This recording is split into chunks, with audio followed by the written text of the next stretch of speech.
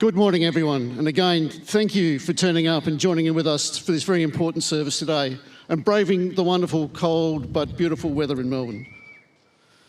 May I begin by welcoming government and opposition representatives, defence representatives, members of the Consular Corps, other distinguished guests, veterans, ladies and gentlemen, boys and girls. I'm Colonel Jason Cook, your MC for today, and on behalf of RSL Victoria, a warm welcome is extended to you on this occasion. On the 15th of August each year, we commemorate Victory in the Pacific, or VP Day, marking Japan's unconditional surrender to the Allies and the end of the Second World War. 2025 represents the 80th anniversary of that poignant moment. The impact on Australia was significant, and like the war to end all wars, VP Day serves as a constant reminder of the horrific cost of war in the tragic loss of our youth and the impact this had on our nation. While originally a public holiday in Australia, this day continues to provide acknowledgement to our nation's culture to stop and reflect on the courage, sacrifice and legacy of all those who served in the war, with a particular focus on those who fought in the Pacific. While some countries have referred to this day as VJ Day, or Victory over Japan, Australia officially recognises it as Victory in the Pacific, as it marks 3 years of conflict in that region. The war in the Pacific for Australia stretched across Singapore, Borneo, Malaya, Papua, New Guinea, New Britain and the Australian mainland. War had never been so close to our shores, and it marked a time in our young history where all Australians worked hard and cooperated in defending our nation. The significance of VP Day is that at the end of World War II, nearly more than 1 million Australians served in the armed forces, and it was the first time since European settlement that Australia came under attack on home soil. Of this total, some 40,000 ALVF personnel were killed and never returned home. And of these, 17,000 died in the Pacific. 9,470 in combat, while sadly, 8,128 died as prisoners of war. Another sobering fact is that the total number of 30,000 Australians taken prisoner throughout the entire World War II, 22,000 were in the Pacific. In August 1945, there were some 244 Australian service personnel still in uniform serving outside of Australia, with a further 3,100 on home soil. Let us not forget that VP Day did not mark the end of many of our veterans' commitment to armed service to our nation, but the continuation of their service in uniform and separation from their families. Australians formed a substantial part of the British Commonwealth Occupation Force in Japan, where approximately 6,000 Australians served primarily to enforce the terms of surrender imposed on Japan at the end of the war. Always commanded by an Australian officer, the Australian Force included personnel from the Australian Army, the Royal Australian Air Force and the Royal Australian Navy, as we retained a presence in the region as part of the British Pacific Fleet. By the end of 1948 until 1952, was solely composed of Australian.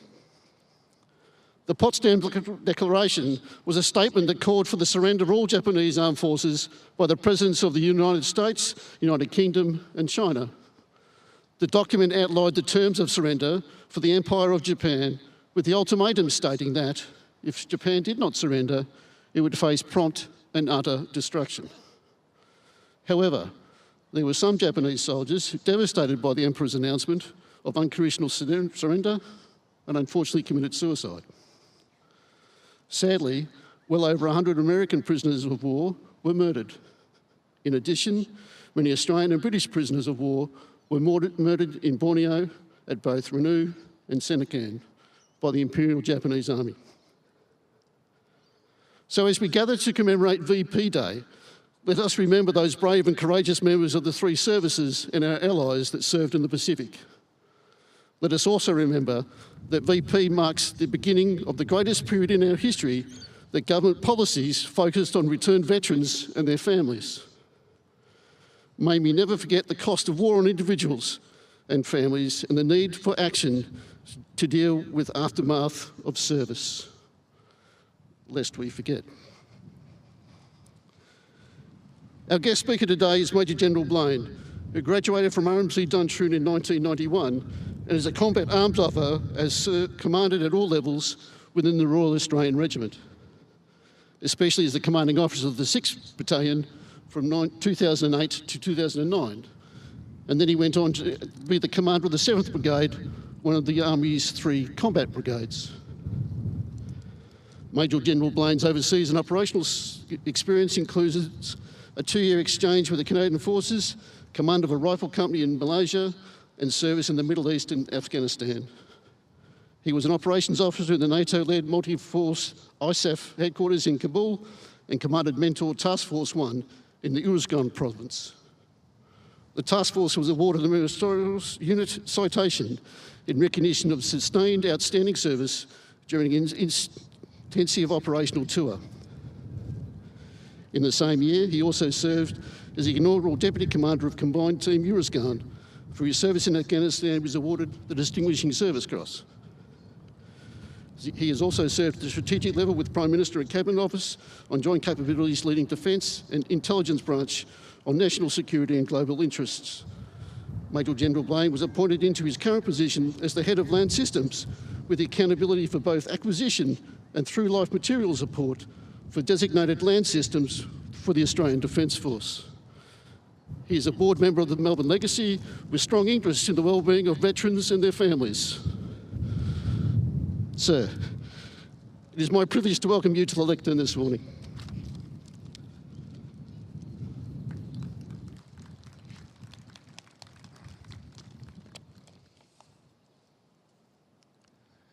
Courage, mateship, endurance, and sacrifice. These are just not words. They represent to me the very essence of the human qualities of what makes our nation it is today. These words are especially pertinent during times of unprecedented danger and adversity. They also reflect the characteristics of service to your nation and embody the qualities we see in the spirit of those who served our nation during World War II and in the Pacific theatre. At sea, in the air, and on the land, at home and in the island nations to our north, our nation would witness courage, mateship, endurance and sacrifice to defeat the threat to our homeland. Distinguished guests, ladies and gentlemen, fellow servicemen and women, veterans, families of those who served our nation during World War II. I'm extremely honoured to provide the address today on this, the 80th anniversary of victory in the Pacific. I'm especially proud to speak today knowing that I am serving in an army who is the custodian of the service and sacrifice of all those who fought during the darkest and most dangerous days of our nation. I'm also fortunate to work in a barracks just across St Kilda Road that maintains the history and legacy of that time. In the barracks is the War Cabinet Room that was the centre of political and strategic decisions and direction during the war. It has been kept the same way it was on the 8th of December 1941 when the Prime Minister, John Curtin, declared that Australia was at war with Japan. Indeed, the maps on the wall in the War Cabinet Room are the same as those that were pored over and studied throughout the conflict.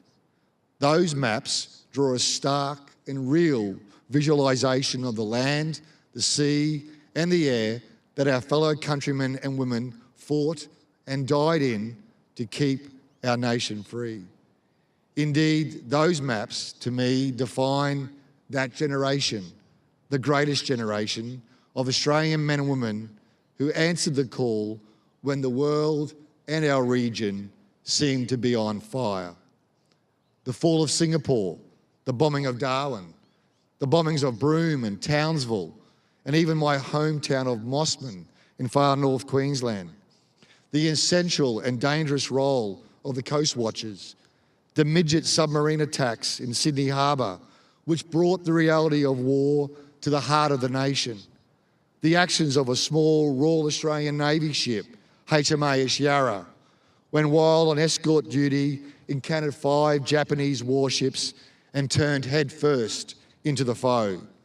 The unrelenting fighting on the Kokoda track, momentous battles of the Coral Sea, RAF Kitty Hawks and bow fighters over the Owen Stanley Ranges, the men and women performing gruelling shifts in the factories in Australia, the unforgiving battlefield of Guadalcanal, and the fierce sea battles of Savo Island, the resolute civil defence effort at home, building airfields and camps, and the exacting battles and the beachheads at Buna, Gona and Setananda, which ended Japanese ambitions in Papua, and with that, the threat to Australia. That list is long and not complete. The campaigns throughout the Pacific, from Darwin to Milne Bay, from Sydney Harbour to the ferocious battles of Midway, from the naval battles around Guadalcanal to the mud of Kokoda, alongside our close friends and allies, the United States of America. It was a true whole of nation, an effort indeed. The war in Pacific touched all Australians. 17,000 of our fellow Australians were killed during that 4 long, hard and bloody years. And as Colonel Cook has stated, over 8,000 of those died as prisoners of war. They, along with our United States partners who suffered over 111,000 soldiers, sailors and aviators killed in the Pacific. Ordinary men and women who did extraordinary things, who loved and were loved, who gave everything in the cause of freedom and peace. And of course, the Pacific theatre of war was much broader than our involvement. The loss of life is almost unimaginable, with an estimated 25 million civilians and military combatants killed. Indeed, the war in the Pacific fundamentally changed our nation. The threat to our homeland saw the shift of our security relationship from focusing on Mother Britain to our partnership with the United States. A partnership that is as strong today as it was during those dangerous years of World War II.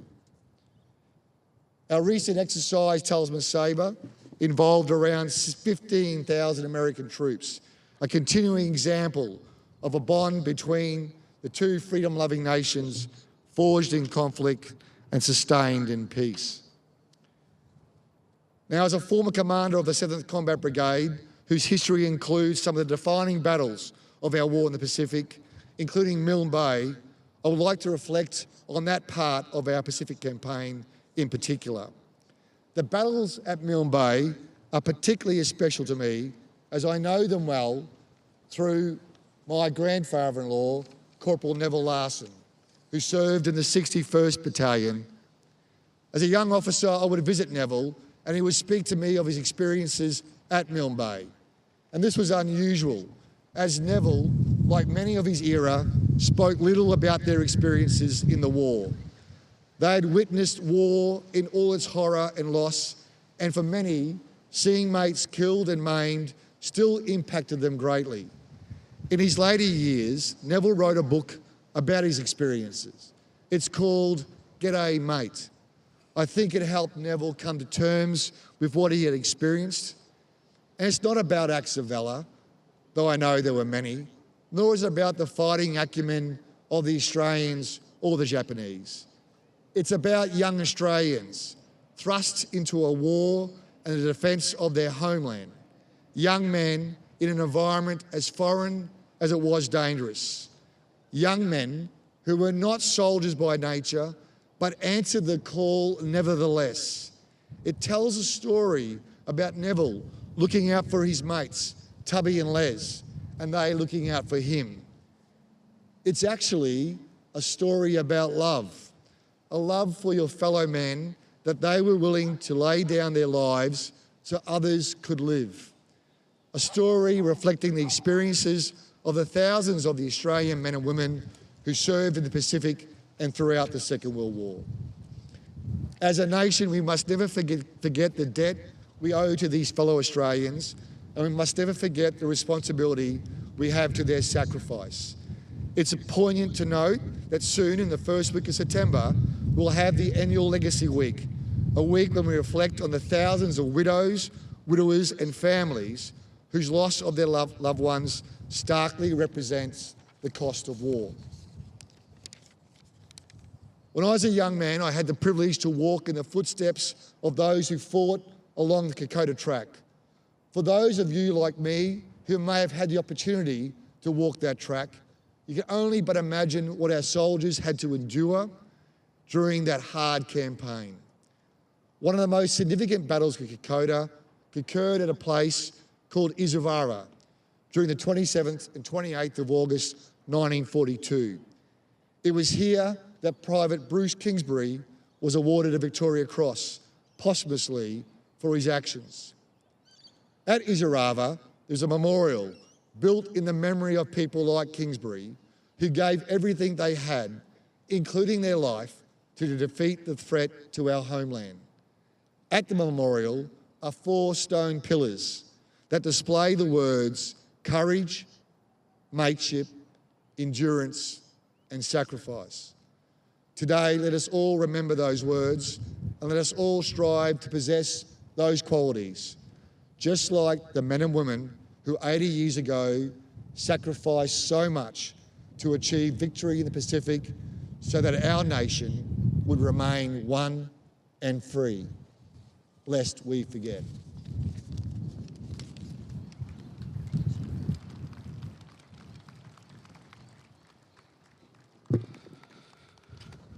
Thank you, sir, and especially those memories of walking the track. That was a hard 8 days that I will always remember.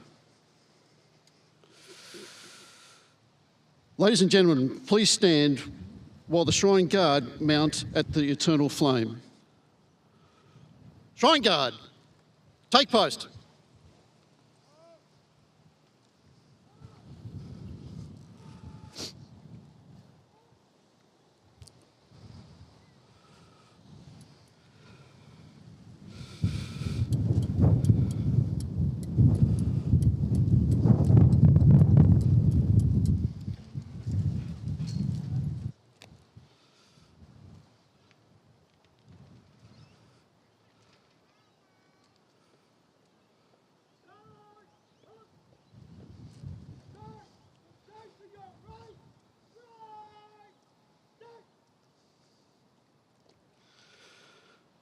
Thank you, ladies and gentlemen. You may now be seated.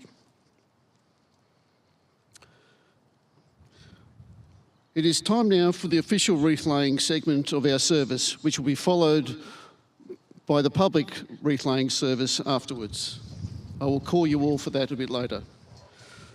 Could I ask those participating in the wreath-laying to now, in the official part, please now collect your wreaths and assemble at the position of the forecourt where stretch is, if you know stretch.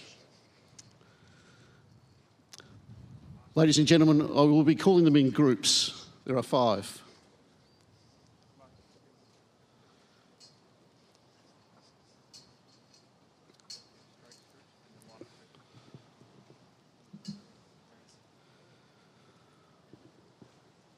The first group for our service this morning is representatives from the RSL Victoria and the Shrine of Remembrance. We have the State President, Dr. Mark Scrofel, and we have the CEO, Dean Lee.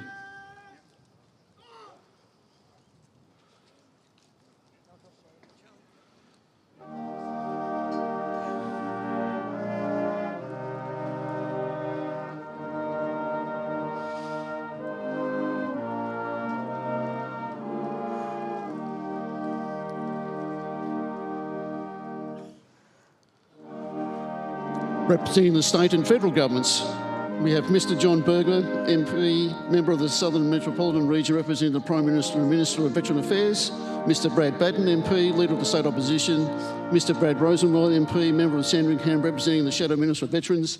And Senator Ralph Ciccone, Senator for Victoria, representing the Federal Government.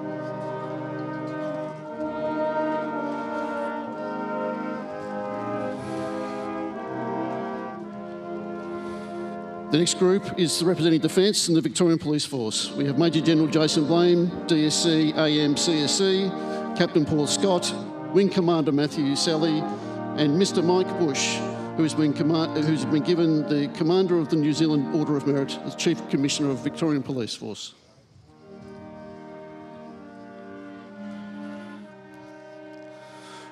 Representing the Consular Corps, we have Miss Bella Katz, Consular General New Zealand, Mrs. Una Lewis, Deputy Consul Great Britain, Mr. Andrew Skolonsky, Consular General Poland, Mrs. Paula Ignacio, Consul General France, Mr. Dogden Egan, Consular General Turkey, and Mr. Brian Bower, representing the United States Consulate.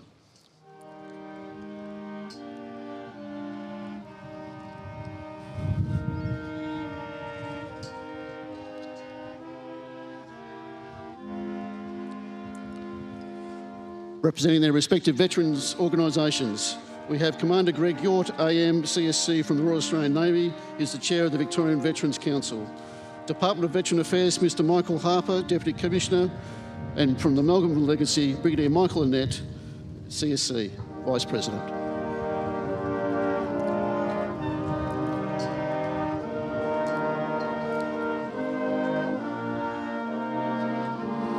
Representing the Ex-Service Associations, we have Mr. John Clarkson, CSC, President of the Air Force Association, Mr. Ron Evans, President of the Naval Association Victoria, Mr. Roland Saper, President, and Mr. Ed Boschket, Secretary of the American Ex-Servicemen's Association, Mr. Andrew Coffey, President of the 2nd 29th Battalion, and Miss Judy Derham, Ex-Prisoner of War Association.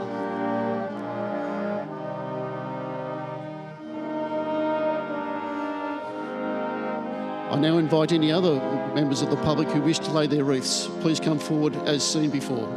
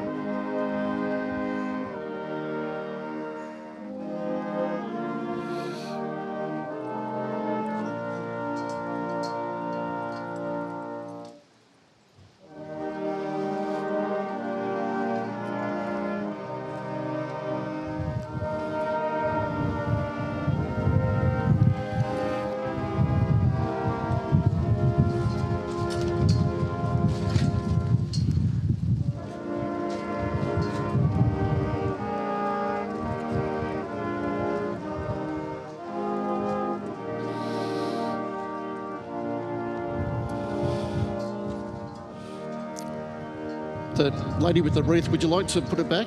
Thank you.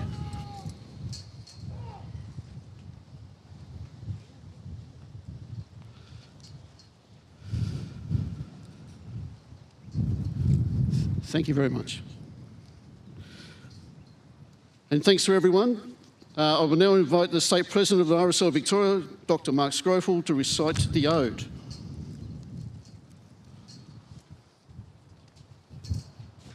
For those that can stand, please stand.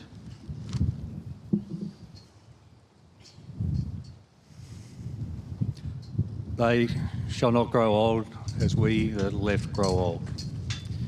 Age shall not weary them, nor the years condemn.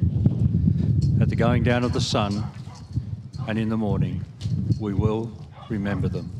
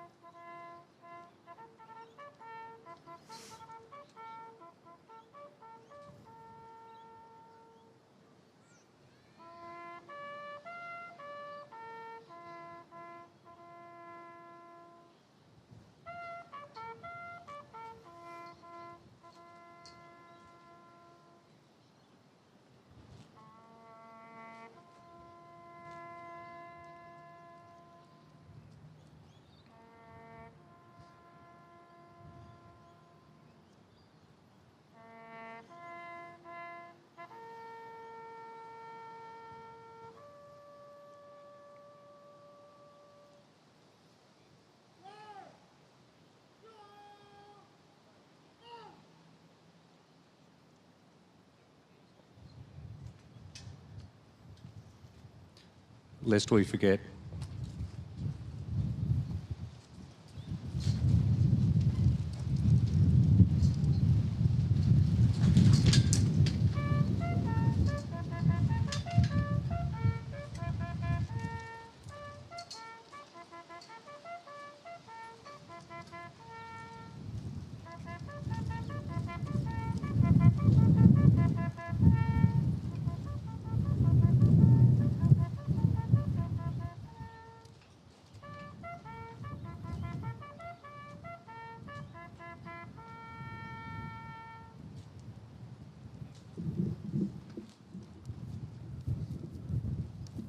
Thank you, ladies and gentlemen. If you're able to stand, please remain standing for our national anthem.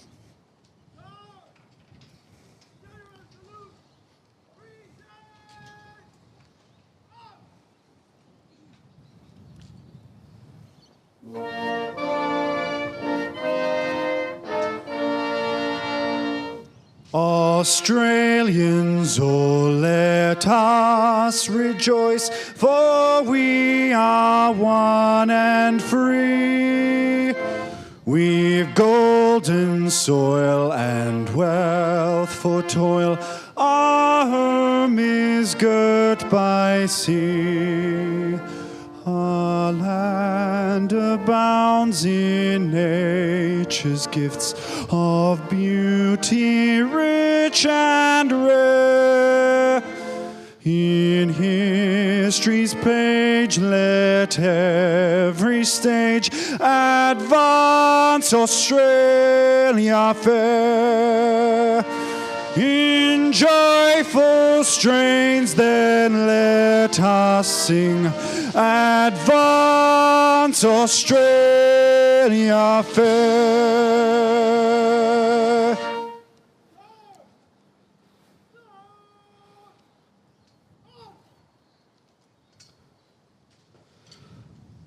Again, I'll just ask you to remain standing as the guard dismounts. Shrine Guard, dismount.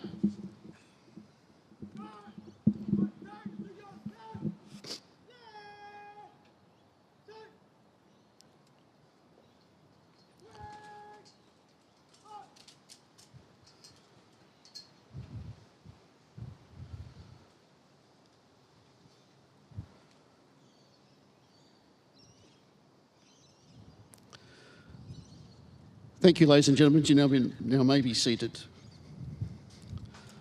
I invite the State President of RSL Victoria, Mr. Mark Scrofel, to say a few closing remarks.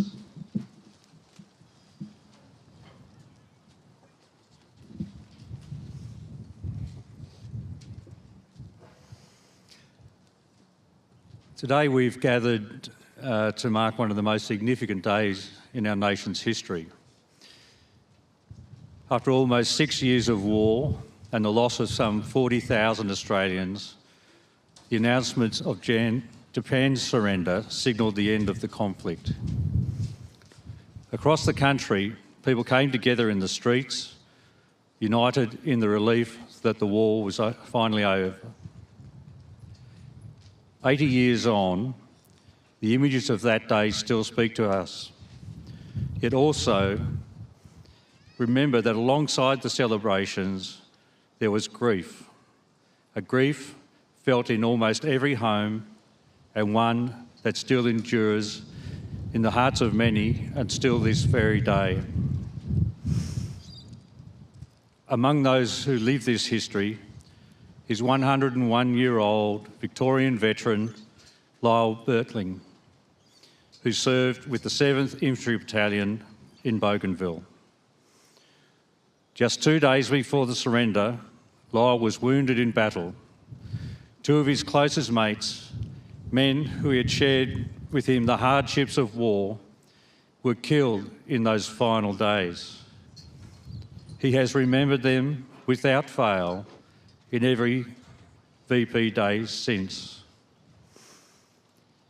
In 1945, the war in the Pacific had brought fear to our shores and demanded great sacrifices to protect our homeland. Today we honour that sacrifice. We remember the cost of war and we affirm that peace must never be taken for granted. On this 80th anniversary of victory in the Pacific, let us hold fast to the hope that came with the end of the war and remember all who served, all who suffered, and especially all who never came home.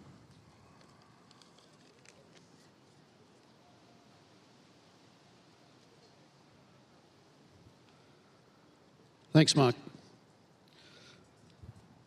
Ladies and gentlemen, these events don't happen without the people pulling them together, and I'd like to take the time to thank the teams from the Shrine, the Navy Band, and RSL Vic staff and volunteers. Thank you for assisting us for this service today.